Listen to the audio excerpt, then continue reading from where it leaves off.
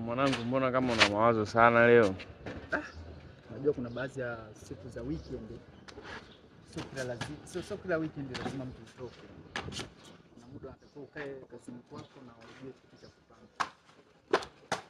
Kuna kitu ambacho nahitaji kuambia vijana wenzangu. Mbora uliye naye au mbora aliye naye ndio mbora uliye naye wewe.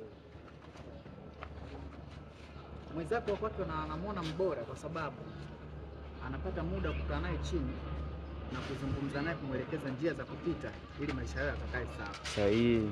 Lakini ni wewe unamuona kwako wa nini? Kwa sababu upati muda kukaa naye chini kumwelekeza njia za kupita, na ndio maana unamuona sio mbora. Lakini huyo leo mchagua ndio mbora zaidi kwako. Kwa hiyo naomba pambana na hali yako. Asante sana. Hatuna madogo. Asante sana. Ndio maana tutoki